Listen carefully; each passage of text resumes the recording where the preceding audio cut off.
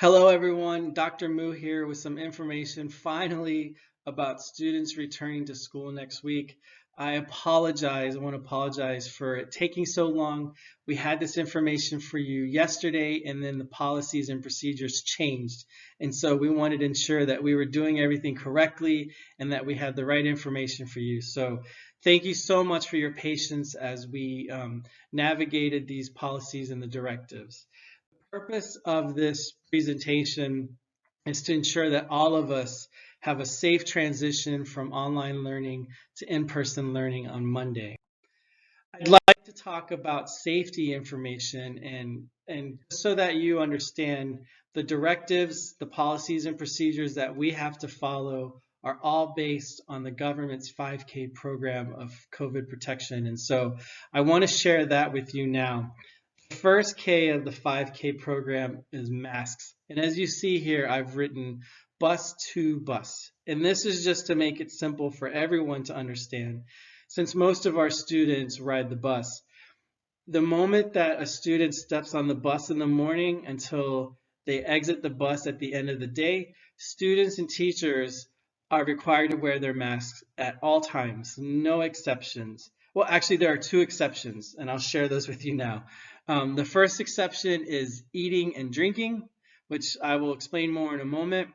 And the second exception is when you are giving a presentation or if the teacher is lecturing, they can take their mask off if they move to a safe, socially distanced area of the classroom. So, the teacher will teach from the front of the classroom and they will be more than 1 meter away from the nearest student. If a student is going to give a presentation or address the class, they will also go to the front of the class, socially distanced from the other students, and then they can pull their mask down and present to the rest of the class. Those are the only two exceptions, and both times the students will get permission from the teachers. So we have to be a little strict here because this is a government requirement. If a student continues to remove their mask and they have to be told multiple times to put their mask on, or if they refuse to put their mask on, we will need to send that student home for the safety of that student and for all the other students. I highly recommend that you wear either a KF94 mask or an N95 mask. These have been shown to have the most effectiveness at preventing the transmission of COVID. So highly recommended.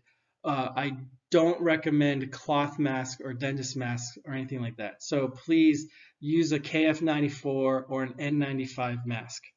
The second K of the 5K program is sanitize. So we are required to clean and disinfect the classrooms at the beginning of each day before students arrive, and as soon as they leave, we will disinfect and sanitize the classroom.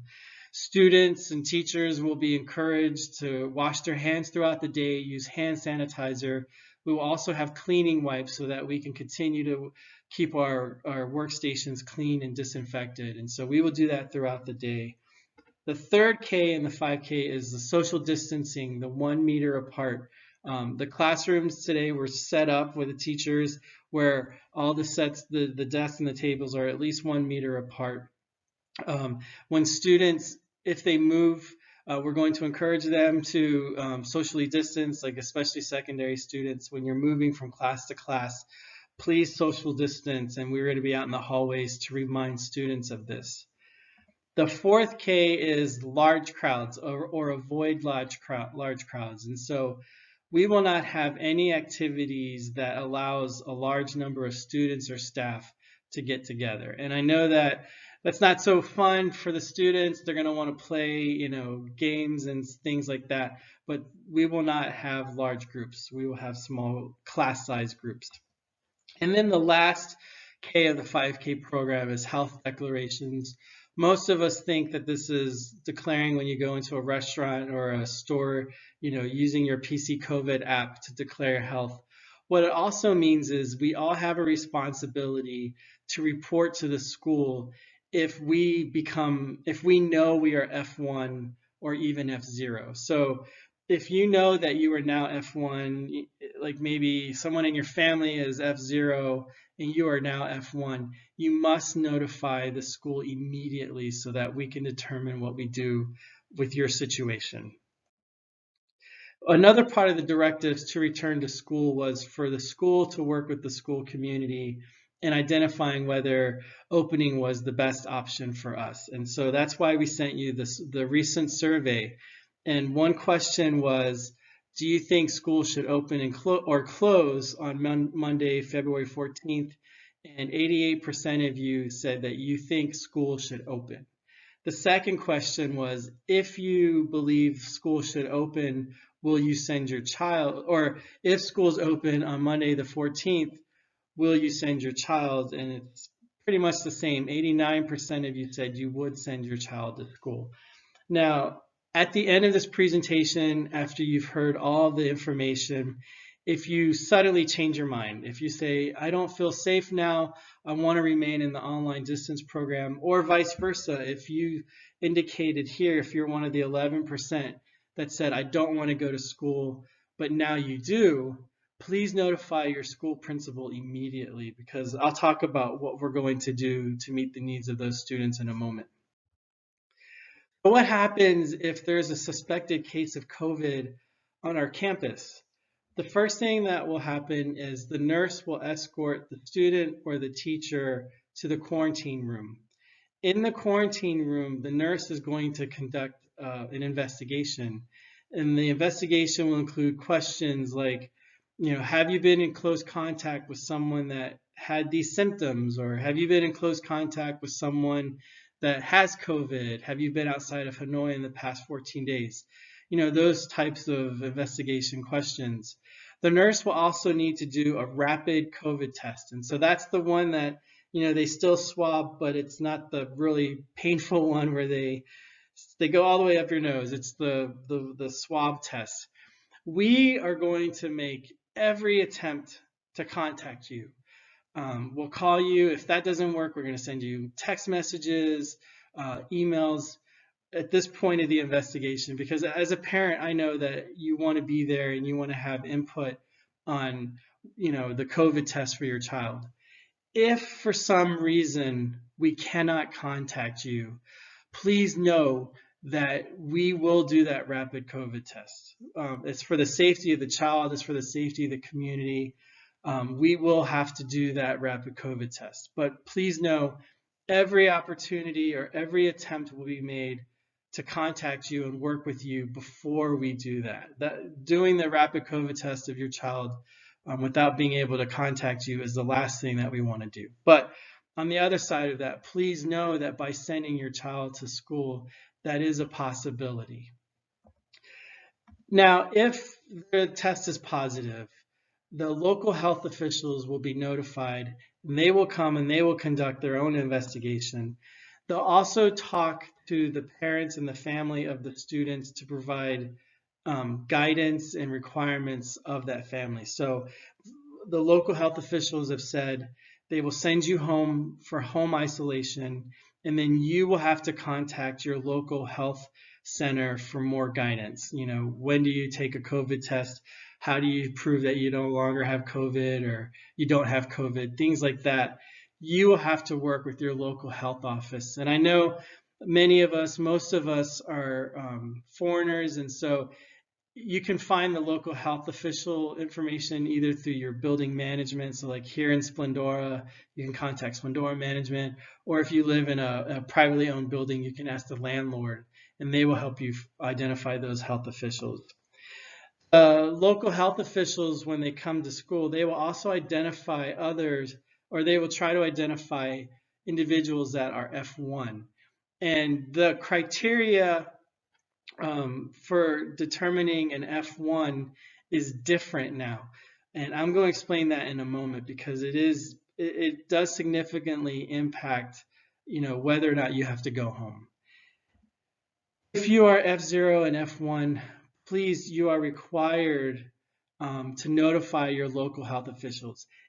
If you notify the school that your child is F0, I am now obligated to require a local health certificate or a health certificate from the local officials stating that you no longer have COVID, the symptoms are gone, and that you are cleared to come back to school. So again, that goes back to the 5 Ks of health declaration. If you know you have COVID, or if you know you are F1, you have to notify the health center. F1s are a little different. If you've been told you're F1, the local official will probably just tell you to just get a negative COVID test, and then that can get you back to school. The amount of time that you spend on home isolation will vary depending on your vaccination status. If you're vaccinated, fully vaccinated, meaning you've had the first 2 doses, your home isolation will be 7 days. But if you're not vaccinated, your home isolation will be 14 days. And as I mentioned, if you're F0, you have to work with your local health center so that you can be cleared to return to school. If you're F1, and they say, okay, your home isolation is 7 days because you are fully vaccinated. If you're F1, you just have to show the results of a negative result of a COVID test to be able to come back to school. And we've been asked, what happens if there's a big outbreak at school, or if there's just like one class that has COVID and F1s, are we going to suspend school? With all safety circumstances or situations, we're going to look at all the circumstances, but our plan is not to suspend school if there's like 1 case of COVID-19. We're going to evaluate the needs of the community, but there are no plans right now to suspend school if there's a positive case. We'll evaluate and we'll go from there, but we want school to be open as long as it's safe. As I previously mentioned, the criteria for determining who is an F1 has changed significantly. In the past, anyone was F1 if you were in the same vicinity as someone that had COVID. So for example, if you went to a bakery at 3 p.m. on Friday and someone with COVID walked through that bakery at the same time that you were there, you used to be considered an F1. And that criteria has now changed. Under the new policies, it all depends on whether or not you're wearing a mask, the distance between you and the other person, and how long you've conversed or communicated or been in contact with the person. So for example, if there are 2 individuals, they're both wearing masks, they talk for less than 15 minutes, and they're socially distanced, they're probably not going to be F1. And that time is reduced if someone is not wearing a mask. So let's say, one person's not wearing a mask, the other person is, it's still only 5 minutes. It's possible, so with this criteria, it is possible that your child or a child can be in the same classroom as someone that tests positive for COVID and not be an F1. So for example, if one student was at one side of the classroom the whole time and the other student that has COVID is at the other side of the classroom and they don't converse or anything like that, then the health investigators might say, okay, this student, since they were at the other end of the classroom and they didn't have any contact or they were wearing their mask, that student may not be an F1 and they can continue to go on. So the important thing to remember is that when the local health officials come to the school, they are going to do their investigation and they're going to determine who is an F1. So to help them with this investigation, students, and I know students don't really like this so much, we are going to have assigned seating, and we're going to have a seating chart where every student sat, so that when the investigators do come, we can share the seating chart with them and they can determine, okay, the students that were near the student with COVID are F1 and the rest are not. That's something that will probably happen during the investigation, but it's important to realize that that official is the one that makes the determination. Now here's some other information, some logistical information for you about what school will look like on Monday. Regarding the specific schedules, Mr. Douglas, Mr. North, and myself, we will send out the specific bell schedule tomorrow on Friday. But to summarize the information we've already given you, Students will arrive at 8:10 a.m. They'll leave at 1:20. Their last class will end at 1:20 p.m. Buses depart, and then secondary students will have some support at the end of the day. We realize that's a long day, and so we will have a break for students to eat. Now, the directives state that we cannot serve food from our canteen, but we have been given permission for our students to bring food from home to eat in their classroom. So we're not going to let students eat in the cafeteria. They will eat in their classroom. And so we ask that when you send food and you prepare the food, please remember that we cannot reheat the food, we cannot prepare the food, and we don't have enough refrigerators for everyone to put their lunch. So please bring something that doesn't need to be refrigerated. So for example, next week I'm gonna have sandwiches and fruits and salads and things like that. So please remember those things when you're sending food to school with your child. And I know how that sounds. Some of you might be, like, oh no, this is not ideal. And I agree, it's not ideal. And, I think the principals will be mad, the other principals will be mad at me for sharing this information because it's not confirmed yet. But we do not expect to be on this modified schedule for long. We believe, we feel like our school and other schools will be allowed to go to a full schedule very soon. Again, that's not approved yet, and I don't know if I should be sharing that, but I want to share that with you because I want you to know this is not a permanent solution. We feel like this modified schedule where we ask you to bring food from home is going to be very, very temporary. So please keep that in mind. To prepare for your children and our students to come to school, we ask that students and parents do the following. First is remember, as I mentioned again, by sending your child to school, you are giving us permission to do that investigation. And if we cannot contact you, you do give us permission to do that rapid COVID test. But again, every attempt will be made to contact you. But that's the first thing that I ask all parents and students to remember. The second is parents, please monitor your child's health at home. If they, check their temperatures every morning, if they're coughing, or if they say they don't feel good, please listen to that and keep your children home. Do not push for your child to come to school. Not only can it cause a bad situation for your child, put their health at risk, but it may put the health and safety of others at risk by forcing the child to come to school. So, I know how it'll be, you don't want them to lose out on valuable learning time, but please do these health checks every morning and just make sure that the student is able to come to school. Pack the lunch, make sure that that lunch or that snack, using the criteria that I shared before, and please make sure you do that every day. We will try to provide some food in case a student forgets or something, but that's not ideal. We ask that you prepare that food for them. And students, remember the school uniform. So you can wear anything that has the St. Paul logo on it. So if you have like a St. Paul t-shirt and then your bottoms, make sure that they are either St. Paul bottoms or that they're blue, black, or beige. So we will be checking uniform on the first day.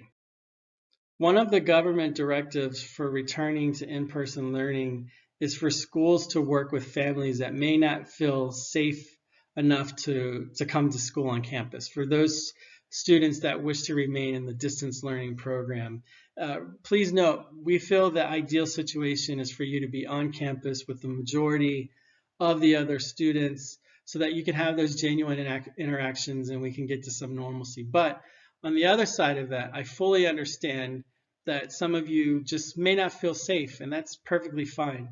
We want to work with you, and you have that right under the government directive to elect to stay in the distance learning program.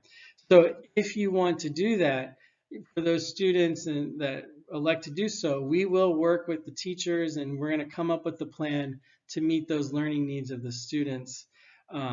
If you want to participate in the distance learning program, please contact us immediately because we need to create that plan for your child and we need to work with you. From the previous survey, as you saw, there were about roughly 20 parents from secondary, that's from the 7th through 12th grade survey, that said they don't want to participate in in-person learning. I emailed all of those, and I've only heard from about 5 or 6. So please let us know as soon as possible so that we can work with you to meet the learning needs of your child.